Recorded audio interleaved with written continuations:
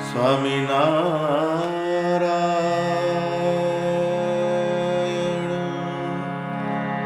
સ્વામિનારાયણ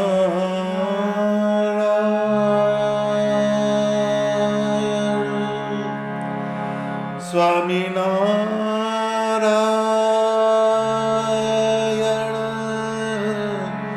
સ્વામિનારાયણ સ્વામિનારાયણ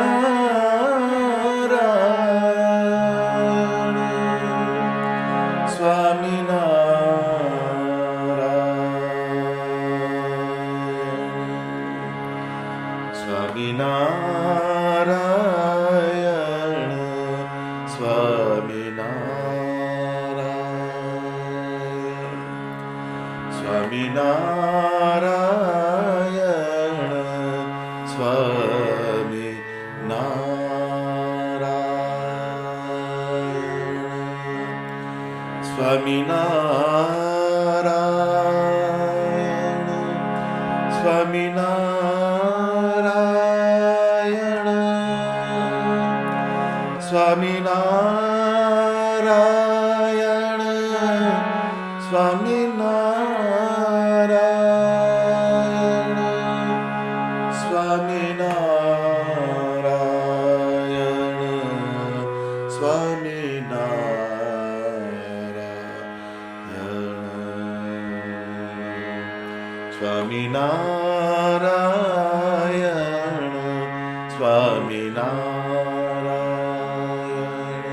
સ્વામિનારાયણ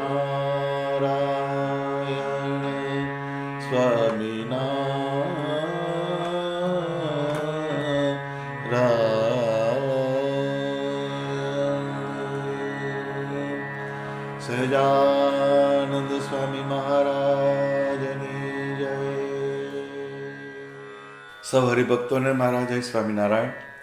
વિવેક ચિંતામણી લંપટ કો અંગ ભાગ 5 તારીખ 9/1/2024.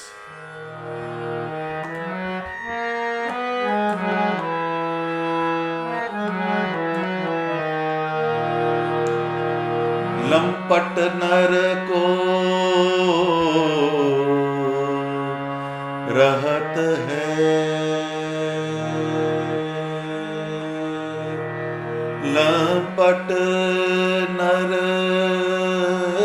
को रहत है, पर धन पर त्रिया ध्यान मुक्त कहे ते ही कारणे ताही लगत नहीं ज्ञान, ताही लगत नहीं ज्ञान.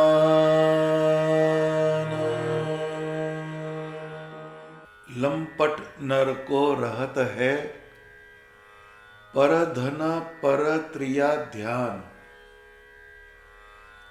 मुक्त कहे ते ही कारणे ताही लगत नहीं ज्ञान। જે લંપટ હોય એના કેન્દ્ર સ્થાનમાં ધન અને તે પણ પારકું અને પારકી સ્ત્રી એ બે હોય છે. જે એનું નથી એનામાં એનું ધ્યાન હંમેશા કેન્દ્રિત હોય છે. માટે આ એક અનિતિ તરફ લઈ જનારી બાબત છે. જે ધન તમારું નથી એમાં તમે વૃત્તિ રાખો, એ ધનને તમે પ્રાપ્ત કરવા માટેની ઈચ્છા રાખો, તો એને માટે તમારે કંઈક અનિતિનો જ માર્ગ અપનાવવો પડે. એ પારકી વસ્તુ છે, એને લેવી એ બહુ અઘરી બાબત છે. એ ધન એ રજોગુણની સંપત્તિ છે અને એ લોભ, અહિંસા, અનીતિ તરફ લઈ જાય. એક દેશ બીજા દેશ જોડે લડે છે, એની પાછળનું કેન્દ્ર બિંદુ ધન હોય છે, સંપત્તિ હોય છે. લાખો લોકોની પાયમાલી થઈ જાય, ખુવારી થઈ જાય, પરંતુ પારકું ધન એને પડાવી લેવાની વૃત્તિ, પારકી સંપત્તિ એને પડાવી લેવાની જે વૃત્તિ, એ હિંસા અને અનીતિ એને માર્ગે લઈ જાય તમને. એ પારકી વસ્તુને પડાવવાની જે વૃત્તિ એ બહુ ખતરનાક. એ જે લંપટ હોય એ પરધન અને પર સ્ત્રી, સ્ત્રી જે છે એના તરફ એની વૃત્તિ જાય. એટલે આમાં બે બાજુ છે, સ્ત્રી હોય ને પુરુષ બાજુ જાય અને પુરુષ હોય સ્ત્રી બાજુ જાય.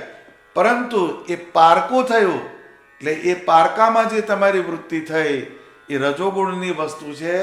એટલે તમને કામની દ્રઢતા કરાવે, તમારી અંદર કામ વાસના એને વધારાવે, એકબીજાને કામ તરફ દોરી જનારા તત્વ છે. સ્ત્રી હોય અને પુરુષ હોય એ પારકા હોય, જેના સંબંધ ના થયા હોય અને એકબીજા સાથે એનો સંબંધ કરે તો એ એકબીજાને કામ વૃત્તિ તરફ લઈ જાય. પછી એ ભગવાન તરફ જઈ શકવાનો નથી. મુક્ત કહે તેહી કારણે તાહી લગત નહીં જ્ઞાન. એના પછી ગમે એટલો ઉપદેશ કરો પણ એ લાગતો નથી. જેમ કોઈ છોકરા છોકરી હોય, બેને મેળાપ થઈ ગયો હોય, પછી તમે ગમે એટલાને સમજાવો પણ એ પાછા પડે નહીં. અમે મરી જઈએ તોય ભલે, પણ અમે બે હાથે જ જવાના. અમુક તો 7 જન્મની વાત કરે, 7 જન્મમાં કોણે, આ જન્મમાં તારો મેળ નથી, પણ વાતો એવી કરે. કેમ? તો કે એને જ્ઞાન અડતું જ નથી. કેમ કે એનું મન જે છે એ પારકી સ્ત્રીમાં ગયું. એટલે ધનનો લોભ અને સ્ત્રીની આસક્તિ, કામના, આ જે કામના જે છે એક પ્રકારની વૃત્તિ છે. મનની વૃત્તિ બહુ સૂક્ષ્મ બાબત છે. કોઈ પણ વસ્તુની ઈચ્છા કરી, એ ઈચ્છાને તમારા મનની વૃત્તિ સાથે સંબંધ છે. મનની વૃત્તિ એમાં ગઈ એટલે પછી મનને દિશા જડવાની નથી, ડિરેક્શન લેસ બની જાય. એ મન એના તરફ જ ગુચાયા કરે, એનું ચિંતન કરે, એનું જ મનન કરે, એનું જ અનુસંધાન કરે. એટલે પછી એને કોઈ બીજી દિશા જડતી નથી. એ વૃત્તિ જ માણસને આઘા પાછા કરી મૂકે. પારકા ધનમાં માણસની વૃત્તિ ખેંચાવા માંડે, પછી એ ધર્મ શું, અધર્મ શું, નીતિ શું કે અનીતિ શું એનો વિચાર પણ કરતો નથી. એકવાર આ વસ્તુ મારે પડાવી લેવી છે, પછી બાય હુક ઓર ક્રૂક કેમ કહેવાય છે ઇંગ્લિશમાં, ગમે તે થાય પણ આપણે આ લઈ લેવું છે, એવી એક વાત અંદર પેસી ગઈ. પછી એ નીતિ બાજુ પર નેવે મૂકી દે, ધર્મને નેવે મૂકી દે, એને કોઈ વસ્તુ અડતી નથી. એટલે આ શું કહેવા માંગે છે કે આપણે જો પારકા ધનની અંદર મન ઘાલીએ, પારકી સ્ત્રીમાં મન ઘાલીએ, તો પછી શિક્ષાપત્રી, વચનામૃત, એના કોઈ વચન આપણને અડવાના નથી. કેમ કે આપણામાં લંપટતા પ્રવેશી ગઈ. એ બે વસ્તુ જે છે એમાં તમારી વૃત્તિ ગઈ, તમારું મન ગયું, તમારી બુદ્ધિ ગઈ, બધી શક્તિ જે છે એ તરફ જતી રહી, એટલે પરમાત્માનો માર્ગ છૂટો થઈ જાય, એમાં તમારો ડબ્બો જોડેલો રહે નહીં. એ કોઈ પણ વસ્તુનો વિચાર જ ના કરે. મુક્ત કહે તેહી કારણે તાહી લગત નહીં જ્ઞાન. એને જ્ઞાન પછી અડવાનું નથી. એ દુર્યોધન હતો, એની વૃત્તિ પાંડવોની ધન સંપત્તિમાં જડાઈ ગઈ હતી, એટલે ખાતા પીતા ચાલતા બોલતા સૂતા એને હસ્તિનાપુર પડાવી લેવું એવા જ વિચારો આવતા હતા. એટલે શ્રી કૃષ્ણ ભગવાન મધ્યસ્થી બનીને ગયા, એ સંધિ કરવા ગયા. મધ્યસ્થી થઈને સંપના વિચાર એ લઈને શ્રી કૃષ્ણ ભગવાન ગયા, પણ એને એવો જવાબ આપ્યો કે પાંડવોને એક તસુ પણ જમીન ના આપો. જુઓ, એટલે બધે જતો રહ્યો. એ પારકા ધનની અંદર એની વૃત્તિ ગઈ, ને પરિણામે મહાભારતનું ભીષણ યુદ્ધ થયું. એના બધા સાક્ષી છે. દુર્યોધન જે હતો એની મનસ્થિતિ એવી થઈ ગઈ કે અધર્મ શું છે એ હું જાણું છું, પરંતુ એને છોડી શકતો નથી, અને ધર્મ શું છે એ પણ હું સમજું છું, જાણું છું, પણ એને આચરી શકતો નથી. એટલે આપણા જીવની અંદર જ્યારે આપણે આપણા મનમાં એવી વસ્તુ જોઈએ, આપણે શિક્ષાપત્રી છે એનું વચન આપણે સમજીએ છીએ ખરા, પણ સારું આપણાથી શા પડે તો સમજવાનું કે આપણા દુર્યોધન પેઠો. એ દુર્યોધન જ્યારે પેસે તો આપણને શાસ્ત્ર ખબર પડે કે આ શાસ્ત્ર આમ કહે છે, પરંતુ શાસ્ત્ર પ્રમાણે આપણે આચરણ કરી શકતા નથી. સૂર્યોદય પહેલા ઉઠવું, પણ આપણાથી ઉઠાતું નથી, એટલે સમજવાનું દુર્યોધન પેઠો આપણામાં. વિશેષ નિયમ લેવાનો આવ્યો, એ લેવાતો નથી, તો સમજવાનું કે દુર્યોધન આપણામાં એન્ટ્રી કરી ગયા. તો એ દુર્યોધનની મનસ્થિતિ એ ધર્મને જાણે છે પણ આચરી શકતો નથી, ને અધર્મને પણ જાણે છે પરંતુ એને છોડી શકતો નથી. આ વાતને બહુ સમજવા જેવી વાત છે. તો લંપટ જે થયો એ વ્યક્તિની વૃત્તિ પારકું ધન અને પારકી સંપત્તિમાં ગરકાવ થઈ જાય, પછી એને કોઈ ઉપદેશ લાગુ થતો નથી. જેમ અફીણનો બંધાણી હોય, એ અફીણ કડવું ઝેર જેવું હોય, પરંતુ એને કોઈ સાકર આપે ગળી તો એ ના પાડે, એને અફીણની અંદર એ બંધાઈ ગયો. એમ જે લંપટ થયો એ ક્યારેય આવા તત્વો તરફ જઈ શકતો નથી. ભગવાનને ભજવાનો માર્ગ એમાંથી એ ગૌ છેટો થઈ જાય. એટલે બ્રહ્માનંદ સ્વામીએ આ લંપટની વાત કેવી હોય એની વાત સમજાવી.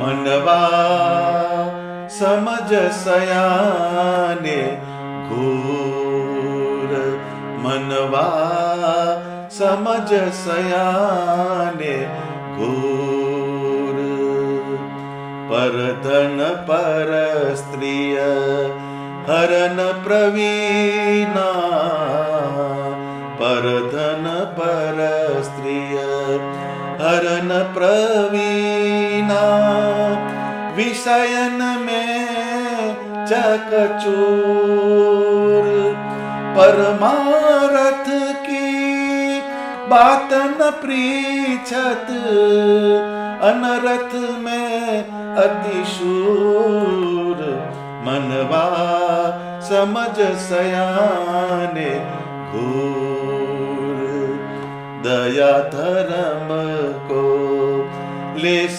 नहीं गुर, दया धर्म को लेस नहीं उर, कपटी कुटिल कुरूर, ब्रह्मानंद हरि भजा बिन, परिर्य कल में धूर, मनवा समझ सयाने घोर, मनवा समझ सयाने घोर, मनवा समझ सयाने ઘોર.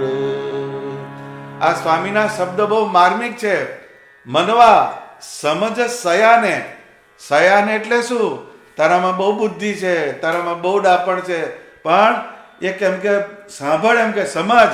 બ્રહ્માનંદ સ્વામી મનવા સમજ સયાને ઘૂર, ઘૂર એટલે ઘુવડ, એને ઘુવડની ઉપમા આપી. જેમ ઘુવડ હોય એને દિવસે દેખાય નહીં, એમ ભગવાનનો તને યોગ થયો, આવી શિક્ષાપત્રી મળી, વચનામૃત મળ્યું, આવો સંપ્રદાય તને પ્રાપ્ત થયો, પણ હે મન તું સાંભળ, તું ઘુવડ જેવું છે.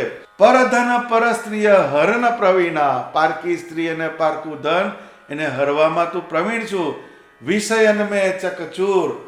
આ વસ્તુ ક્યારે થાય કે જ્યારે પંચ વિષય જે છે એ આપણે મર્યાદા મૂકીને ભોગવીએ ને ભગવાનના વચન પ્રમાણે આપણે જીવન જીવીએ નહીં, તો વિષય ભોગમાં ચકચૂર બની જાય અને પારકું ધન અને પારકી સ્ત્રીમાં આપણી વૃત્તિ ફેલાવા માંડે. જેમ એમ કે પારકી સ્ત્રીમાં વૃત્તિ જાય પછી એના ઇન્કમ સોર્સિસ બહુ લિમિટેડ હોય, એટલે એને માટે પૈસા મેળવવા માટે એ અનીતિનો માર્ગ પકડે ને એના કારણે એના જીવનની અંદર બધું ખરાબ તત્વ પ્રવેશ કરી જાય. પરમાર્થ કી બાત ન પ્રીછત અનર્થ મેં અતિશૂર. આ બે વસ્તુ અંદર પેટી એટલે પરમાર્થ કરવા બાજુ પર જતો રહે અને અનર્થમાં સુરવીર થઈને ફરે. દયા ધર્મ કો લેશ નહીં ઉર, કપટી કુટિલ કરૂર. એટલે દયા અને ધર્મ આ બે જતું જ રહે, આ બે એની એન્ટ્રી પડવી જોઈએ. પારકી સ્ત્રી અને પારકું ધન એ જો આપણા જીવનમાં પ્રવેશી જાય તો દયા બાજુ પર જતી રહે, ધર્મ બાજુ પર જતો રહે, એનો ઉર લેશ માત્ર પણ રહે નહીં. કપટી બની જાય માણસ, કુટિલ બની જાય ને ક્રૂર બની જાય. બ્રહ્માનંદ હરિ ભજાબીના પરીરી અક્કલ મેં ધૂળ. હવે એક જે કુટિલતા પેસી, ક્રૂરતા પેસી, એને કાઢવાનો એક જ પ્રયાસ, પુરુષાર્થ કરવાનો કયો? ભગવાનનું ભજન, મંત્ર જાપ આપણે જેટલા કરીએ અને ભગવાનની મૂર્તિનો જેટલો યોગ રાખીએ એટલું આપણામાંથી લંપટતા ઓછી થાય. આ બેનો યોગ ઓછો થવા માંડે એટલે લંપટતા આપણામાં વધતી જાય. આપણે સત્સંગમાં આવ્યા પછી અધ્યાત્મના માર્ગે જો પ્રગતિ કરવી હોય તો જ્યાં સુધી પારકી સ્ત્રી ને પારકા ધનમાં આપણી વૃત્તિ જાય ત્યાં સુધી વચનામૃત શિક્ષાપત્રીનું જ્ઞાન આપણા આત્મામાં સ્થિર થવાનું નથી. માટે જે આપણું નથી એમાં ક્યારેય જીવ ઘાલવો નહીં અને ધન અને સ્ત્રીની આસક્તિ છોડીને ભગવાન ભજવા. લોક વ્યવહારમાં એવી માન્યતા છે કે જે ધન અને સ્ત્રીનો ત્યાગ કરીને નિષ્કામ ભાવે ભગવાનનું ભજન કરે તે આ લોકમાં ભગવાન જેવો કહેવાય, એમ કહે છે. એ બે વસ્તુને છોડે અને ભગવાનમાં એકદમ ડૂબેલો રહે, ભગવાનમાં એનું વૃત્તિ ગળાડૂબ રહે અને એમાં મસ્ત રહે, મતવાલો થાય ભગવાનમાં, તો કે એ આ લોકનો ભગવાન કહેવાય. એવું લોકમાં એવી વાત છે. માટે જ્યારે આપણા જીવમાંથી લંપટતા દૂર થાય ત્યારે જ આપણા આત્મામાં સ્વામિનારાયણ ભગવાનના સત્ય જ્ઞાનનો પ્રવેશ થાય. સ્વામિનારાયણ ભગવાને આ વાતને એક વચનામૃતમાં સમજાવી. એ જ્ઞાનની વાત, એ જ્ઞાન આપણામાં કામ ક્યારે કરે તો કે છે ભગવાને પ્રથમના 24મા વચનામૃતમાં વાત કરી કે જે રીતે જ્ઞાને કરીને સ્થિતિ થાય છે એ કહીએ છીએ. જ્યારે જ્ઞાન થાય ત્યારે પ્રકૃતિ પુરુષ ને પ્રકૃતિ પુરુષનું જે કાર્ય તે કંઈ નજરમાં આવતું નથી અને એનું નામ જ્ઞાન પ્રલય કહેવાય છે. અને એવી સ્થિતિ થાય છે તેને એક રસ ચૈતન્ય ભાસે છે ને તેને વિશે એક ભગવાનની મૂર્તિ જ રહે છે, પણ બીજો કોઈ આકાર રહેતો નથી. હવે આ એક વાત અધ્યાત્મની ઊંડી વાત સ્વામિનારાયણ ભગવાને આ 4-5 લાઈનમાં બતાવી. બહુ રહસ્યની વાત મહારાજે કહી કે જ્ઞાન પ્રલયની વાત સમજાવી મહારાજે. જ્ઞાન પ્રલય જે છે, જ્યારે પ્રલય થાય, જેમ ધરતીકંપ થાય એટલે જળ હોય ત્યાં સ્થળ થઈ જાય, સ્થળ હોય ત્યાં જળ થઈ જાય, એ પ્રલયની વાત છે. ધરતીકંપમાં બધું પડી જાય. એમ જ્યારે જ્ઞાનથી આપણા આત્માની અંદર પ્રલય થાય ત્યારે આપણે દેહમાં જે વૃત્તિ હોય, દેહના પદાર્થમાં વૃત્તિ હોય, સંસારમાં વૃત્તિ હોય, ધનમાં વૃત્તિ હોય, સ્ત્રીમાં વૃત્તિ હોય, સ્ત્રીને પુરુષમાં વૃત્તિ હોય, તો એ પ્રકૃતિ ને પુરુષ આ બેનાથી જે ઉત્પન્ન થયું એ વસ્તુમાંથી એની દ્રષ્ટિ ખસી જાય અને એની જ્ઞાન પ્રલયના કારણે એની દ્રષ્ટિ એક ભગવાનના આકારે થઈ જાય. એને એક રસ ચૈતન્ય ભાસે. એક રસ ચૈતન્ય એટલે શું? કે જ્યાં જ્યાં એ નજર કરે, જ્યાં જુએ, જ્યાં ભોગવે કોઈ પણ વસ્તુ, પરંતુ એમાં એક સ્વામિનારાયણ ભગવાનનું ચૈતન્ય વ્યાપેલું છે એવી એનામાં એક દ્રઢતા બેસે. એ હરિસ્મૃતિ આપણે વાંચીએ ત્યારે આપણને જ્ઞાન પ્રલય કોને કહેવાય એનો સાક્ષાત્કાર થાય. એ હરિસ્મૃતિમાં નિષ્કુળાનંદ સ્વામી લખ્યું કે ઝાડ પાડને પાસાણે બેઠા ભૂમિ પર જન જાણે ભૂદર ભાડ્યા છે. એટલે કોઈ ઝાડ હોય, દાખલા તરીકે આંબલો છે જ્ઞાનબાગમાં, એ આંબલો એ ઝાડ કહેવાય. પહાડ, કોઈ પહાડ ઉપર મહારાજ ગયા હોય તો કે દત્તાત્રેય પર ગયા, ત્યાં આગળ ગિરનાર પર ગયા મહારાજ. ઝાડ પહાડ ને પાષાણે જે શિલા ઉપર ભગવાન ઊભા હોય, બેઠા હોય, એ ઝાલરિયો પથ્થર છે પ્રસાદીનો. બેઠા ભૂમિ પર જન જાણે, એટલે કોઈ ભૂમિ હોય, આ વડતાલની ભૂમિ, ગઢડાની ભૂમિ, અમદાવાદમાં છે, ધોલેરામાં છે, બધી ભૂમિ એના પર ભગવાન બેઠા હોય. એ ભૂમિ પર જન જાણે ભૂદર ભાડ્યા છે. આટલી વસ્તુને જુએ તો એને આંબલો જતો રહે, પણ એ આંબલાના હેઠે સ્વામિનારાયણ ભગવાન મુક્તો સહિત જોડી ભેરવીને બિરાજમાન છે. ત્યાં દીપમાળા પૂરી છે, સંતો ગરબી ગાય છે. એ આખી વાત એનું અનુસંધાન થાય અને જ્ઞાન પ્રલય કહેવાય. એટલે એક રસ ચૈતન્ય ભાસે. એટલે સ્વામિનારાયણ ભગવાનનું ચૈતન્ય બધામાં વ્યાપેલું છે.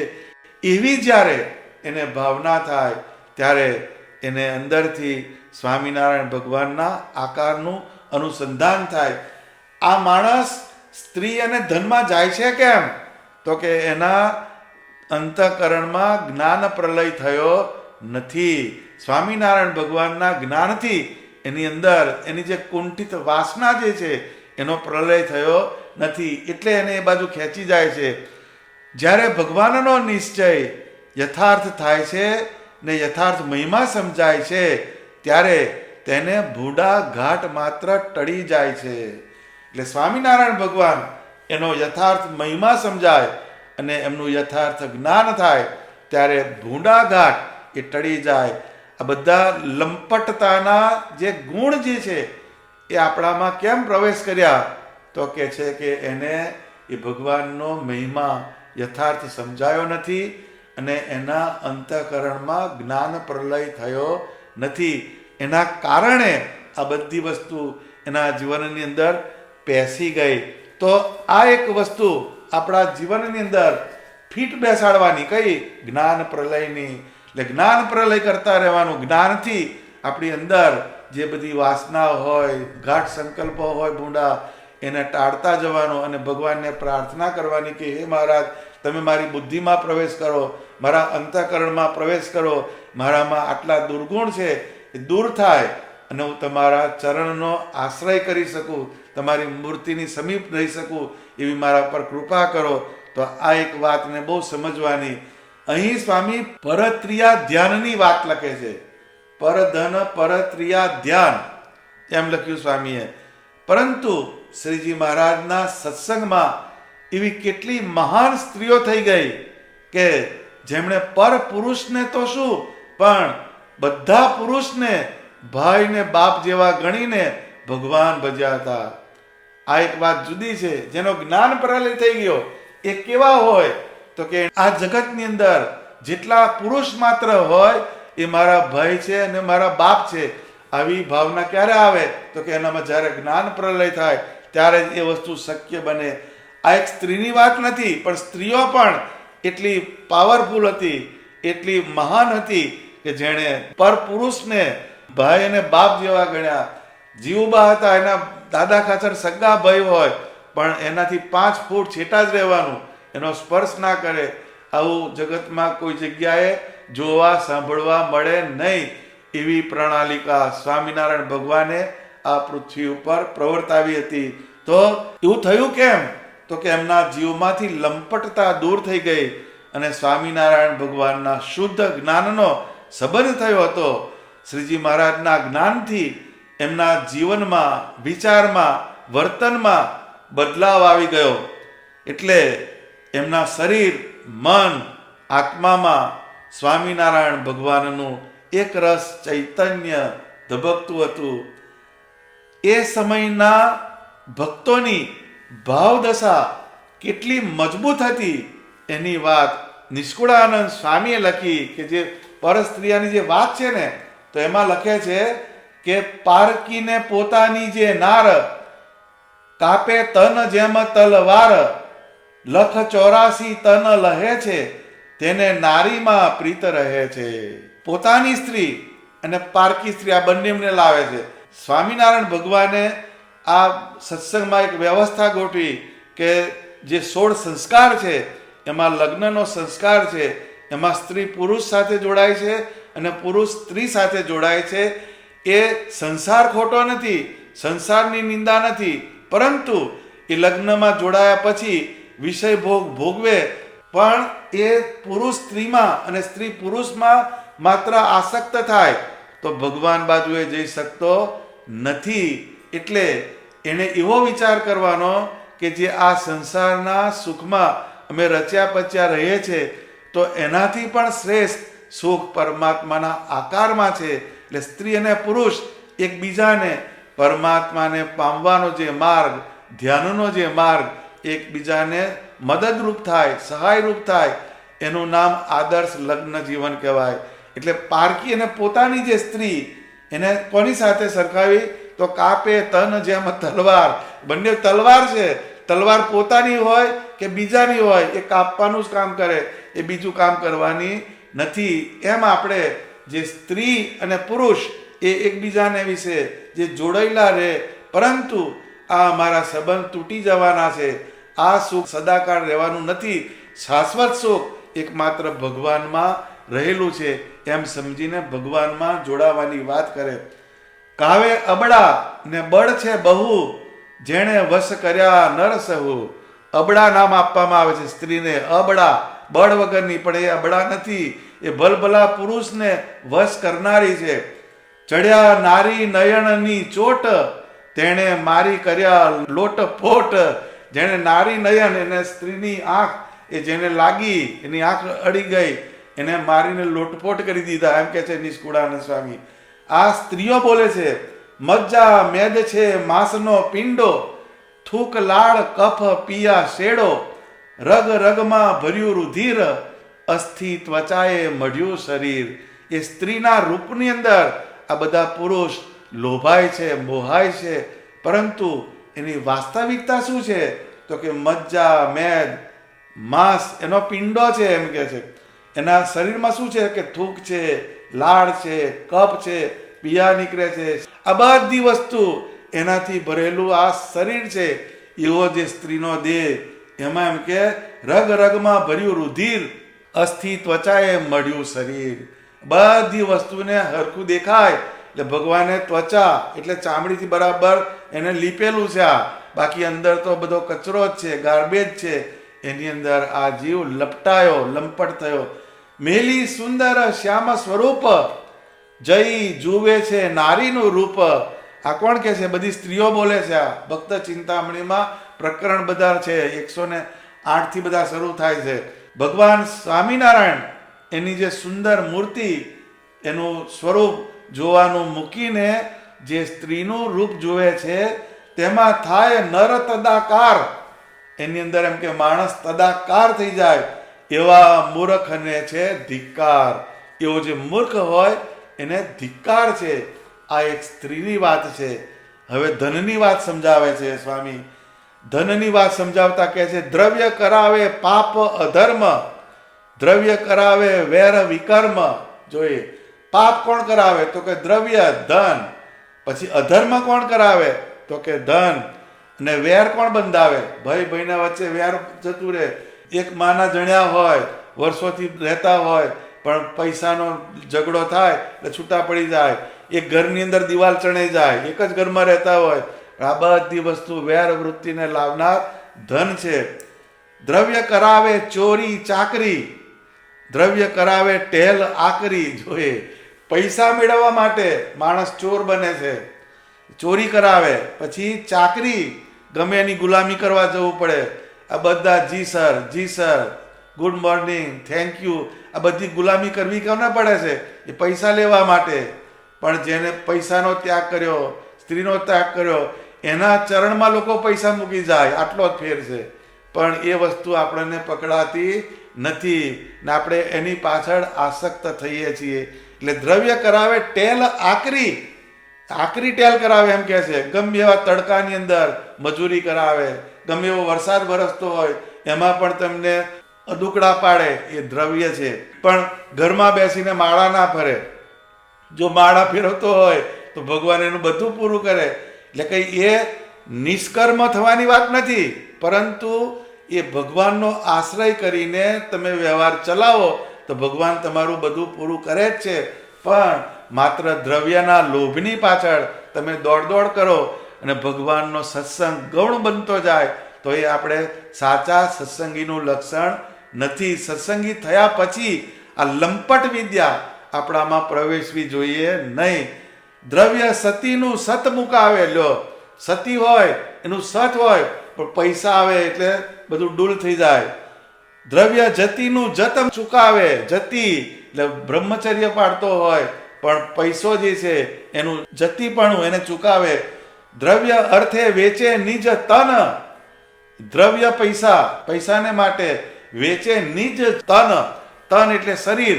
જેમ સ્ત્રી હોય એ પૈસા કમાવા ગમે એવા ધંધા કરે, એ પોતાનું શરીર એને વેચે. એવી રીતના બીજા લોકો જે છે, સોફેસ્ટિકેટેડ સમાજની વાત કરીએ તો નોકરી, ધંધો, ખેતી, ઉદ્યમ, આ બધામાં લોકોએ તન વેચી દીધું. ભગવાને આપ્યું આ તન, શરીર ભગવાને આપ્યું, એ ભજન કરવા માટે આપ્યું. પણ આપણે એને બરબાદ ક્યાં કર્યું? કે વ્યવહારની અંદર બરબાદ કર્યું, ખેતીમાં બરબાદ થયું, ધંધામાં બરબાદ થયું, ભણવામાં ગયું. આ બધું નથી કરવું એમ નથી, આ બધું કરવું જ પડે. આપણા જીવનની અંદર એ આપણી ફરજનો એક ભાગ છે. પરંતુ માત્ર ને માત્ર ધંધો, માત્ર ને માત્ર ખેતી, માત્ર ને માત્ર નોકરી એ બહુ જ ડેન્જર બાબત છે. એ બધું કરવા આપણે જઈએ છીએ ખરા, પણ આપણો કિંમતી સમય જે છે એમાં ખાઈ જાય છે. એ બધી વસ્તુ ખાઈ જાય. એની સાથે સાથે જેમ કોઈ પણ માણસ કોઈ પણ ધંધો કરતો હોય, એણે શ્વાસ લેવાનો બંધ કર્યો? બધા શ્વાસ લે છે, ચાલુમાં જ લે છે. પાણી પીએ છે, બધા ચાલુમાં જ પીએ છે. ખાય છે, બધા ચાલુમાં જ ખાય છે. ખાવું પીવું ને શ્વાસ લેવો એ બધું આપણું ચાલુમાં થાય છે. એવી રીતના આપણા જીવનના દરેક સ્ટેજમાં ભગવાનની ભક્તિ ચાલુ રહેવી જોઈએ. ભગવાનની કથા વાર્તાનો યોગ ચાલુ રહેવો જોઈએ. અત્યારે કથા વાર્તાની વાત આવે તો આપણને ઘણાને આળસ ચડી જાય, મારે ટાઈમ નથી મળતો, મારે આમ કરવું છે ને તેમ કરવું, એમાં બધા જતા રહે. પરંતુ અહીંયા પ્રાયોરિટી નથી. ઇંગ્લિશમાં કહેવત છે, where there is will there is way. મન હોય તો માળવે જવાય, પણ મન જ હોતું નથી, એટલે આપણાથી જઈ શકાતું નથી. એટલે એમ કે છે દ્રવ્ય અર્થે વેચે નિજ તન. નિજ તન એટલે આપણે જેમ મહિને 20,000 રૂપિયા લેવા માટે આપણે કોકને આપણું શરીર આપી દીધું, કુરબાન કરી દીધું એને 20,000 લેવા માટે. પણ ભગવાને આવું શરીર આપ્યું, ભગવાને આપણી બધી કેરટેકિંગ કરી, ભગવાને જન્મતા પહેલા આપણી બધી કાળજી રાખી, પરંતુ એને અર્થે આપણું શરીર થતું નથી. એ કેમ? કે દ્રવ્ય ખાઈ જાય છે. તજે જીવિતવ્ય ન તજે ધન. જો જીવ જાય તો ભલે, પણ ધન છોડવું નથી. આટલે બધે ઊંડે પેસી ગયો. આ એ લંપટ કહેવાય. એ ધનની અંદર આટલો આસક્ત થયો. એ એમ કે શરીરની પરવા ના કરે. એને માદો હોય તોય ખેતરમાં ઉપડે, માદો હોય તોય નોકરીએ ઉપડે. હવ જોયું જશે, પણ માદો હોય તો માળા ના ફેરવે, માદો હોય તો કથામાં ના જાય. ત્યાં આવી જ જાય પેલું કયું કે આજે મારે અનુકૂળતા નથી, શરીરમાં બહુ શરદી થઈ ગઈ છે. એ બધું આડું આવે. કેમ? કે ધન ખેંચી ગયું. એટલે આપણી બધી પ્રાયોરિટી ત્યાં ગઈ. દ્રવ્ય ધર્મ માહીથી ચડાવે. દ્રવ્ય જે છે એ તમને ધર્મ છે, એ અનીતિ છે, એમાંથી તમને અનીતિના માર્ગે લઈ જાય અને ધર્મના માર્ગથી ચલિત કરે. ધર્મ નીચના ધર્મ પડાવે. જો નીચ એટલે શું? અત્યારે પૈસા માટે બધા પરદેશની અંદર સારા સારા સ્ટોરની અંદર સારા સારા લોકો હોય, પણ માંસ મટન વેચવું પડે ને, દારૂની બોટલો વેચે છે. એનું કારણ કયું? દ્રવ્ય. એ દ્રવ્ય જે છે એ નીચના ધર્મ પડાવે છે, કે છે એ નીચનો ધર્મ પડાવે. જે જાય છે નરકમાં જન, તેનું મૂળ કારણ છે ધન. નરકમાં જે જાય છે એનું મૂળ કારણ એ ધન છે. તો આ નન સંતોના જે શબ્દો એનો આપણે યોગ રાખવાનો. આ નન સંતોના શબ્દને એકબીજા સાથે પૂરક છે. અને વચનામૃતનો જે સિદ્ધાંત કયો જ્ઞાન પ્રલયનો, એ બહુ સમજવા જેવો છે.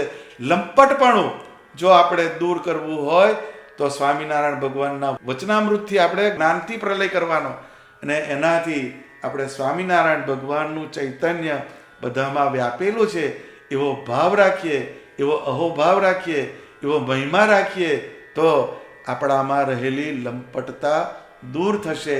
એ વચનામૃતમાં તો બહુ સૂક્ષ્મ વાત લખી છે, ઘણો બધો એનો વિસ્તાર છે, પરંતુ આપણે એનો એક મુદ્દો જ પકડ્યો. પણ એ લંપટતાને દૂર કરવાની એક એમાં વાત સમજાવી. પછી બ્રહ્માનંદ સ્વામીનું જે કીર્તન, આપણા જીવને ઘુવડ જેવો સમજવાનો. આપણને આવો સત્સંગનો યોગ મળ્યો, પરંતુ આપણને એ વસ્તુનો ખ્યાલ ના આવે ને આપણે સત્સંગ બાજુ જઈ શકીએ નહીં, સત્સંગને પ્રાયોરિટી આપી શકીએ નહીં, તો આપણા ઘુવડ જેવા છીએ. તો આ વાતનું અનુસંધાન કાયમ રાખવાનું. અને એક પારકી સ્ત્રી ને પારકું ધન, એમાં ક્યારેય વૃત્તિને જવા દેવાની નહીં. કેમ કે તમને સ્વામિનારાયણ ભગવાનથી દૂર લઈ જનારી વસ્તુ છે. એટલે એ જો આપણા જીવનની અંદર આવી ગયું તો આપણને ક્યારેય ભગવાનનું જ્ઞાન આપણા કોઠામાં રહેશે નહીં, અને તમને અધર્મના માર્ગે લઈ જશે. સહજાનંદ સ્વામી મહારાજની જય.